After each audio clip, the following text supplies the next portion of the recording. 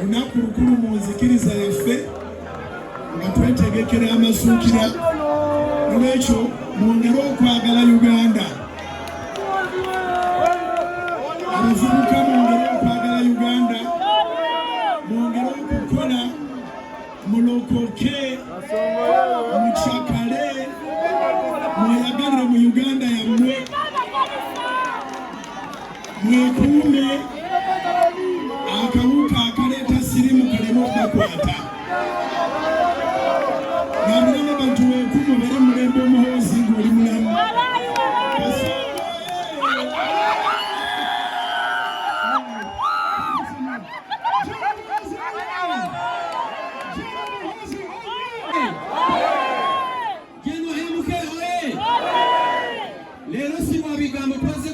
Siwa kiri ani asinga okudduka wano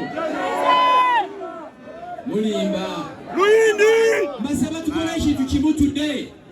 Tukole challenge across Uganda. Simba omuti kola video yaki buli wosanga ekinnya kola ki buli wosanga ekinnya kola ki. So General Mwanga, thank you so much for coming. General Damulira Pastor Bujingo esawa yonna jana mukakola ki esawa yonna mumulabiranga ddala ng'esawa ekoze ki. Mama Executive Director wa KCCA tukusaba oyongeremu ku maanyi mu Kampala. Musibisa byayi omuntu bw'asangibwa ng'ayiwa kasasiro watalina muyiwa tumukasuke mu nnyanja esinga obuki.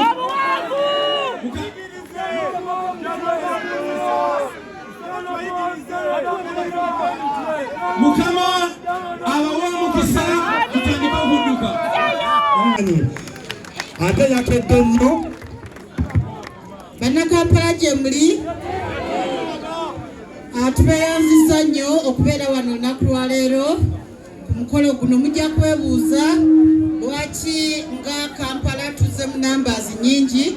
Omulamwa ogwa leero gwa kugreeninga Uganda naye tufunye omukisa okuba nti we have started with Kampala. So we thank the organizing team for choosing Kampala. We know very well we are now promoting greening the city, beautifying the city, and we are starting from Kampala before we go to other parts of the country. So we are grateful that you've been here to support this cause. Every one of us should protect our environment. Tubasaba n'obuwombeefu nga bwe musazeewo okujja wano okulaba nti muwagira okukuuma ekibuga kyaffe nga kya green, vegetation yaffe nga nnungi, mujjumbire omulanga gwe twabagambye okukuuma green waffe, mukuume obutawonde, temutambulira mu muddo, tukukuume, tukozese walkways ze mulaba mu nguudo zaffe, naffe ekibuga kyaffe sobole okufaanana ng'ebyo bye munyumyako. Tubeeyanziza nnyo, tubeeyanzenze era twebaza abategese omukolo guno, ne twebaza ne General okubanga ku mazaalibwa ge teyasalawo okusala busazi keeki eyo yonna gye yandibadde n'asalawo asimbe emiti. Thank you so much.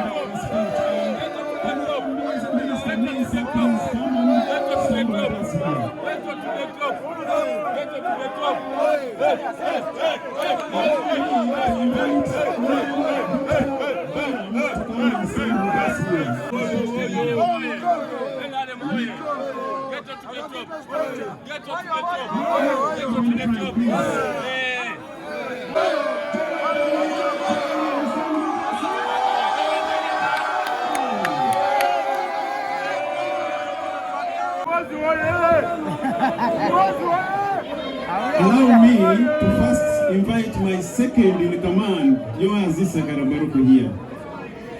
Allow me to first invite my third in command, Agaba Vire of KCCA, to come and we stand together here. Please, you give us some little space for now. Please, please, please, let us enjoy this moment. Allow me to invite Amina Mutesi. Where is she? Quickly, we don't want to waste people's time here. Please come and we deliver this speech. Amina, are you here? Allow me.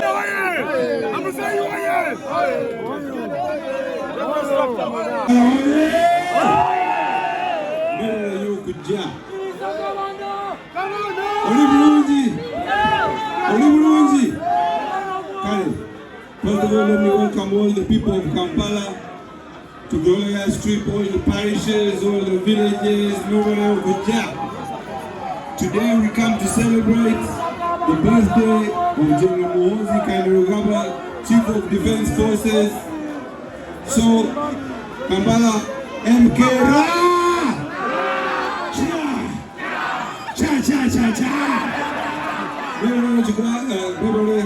General Muhanga, thank you for coming, sir.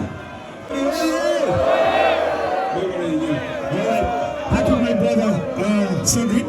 Now, ladies and gentlemen, allow me invite Pastor Bujingo. Here, I'm only here to perform a simple function. First, to thank all of you for coming in to celebrate our dear brother's 51st birthday.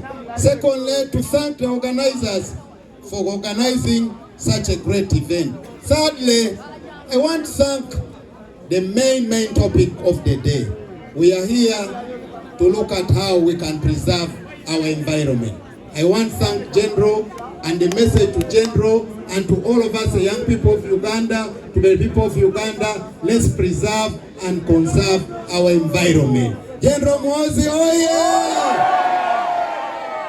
I want in a special way to thank my colleagues, the Minister for Kampala, Honorable Pastor Namganza, and many others who are here for coming in big numbers. I have seen the young minister, Honorable Balam. You're most welcome. With those many words, I want again to reiterate, let's go and run. It's for our personal health, it's for your own good, and it's for your future. General Muhoozi, oh yeah! Our next president, oh yeah! Muhoozi, oh yeah! Thank you so much. All right. Thank you so much.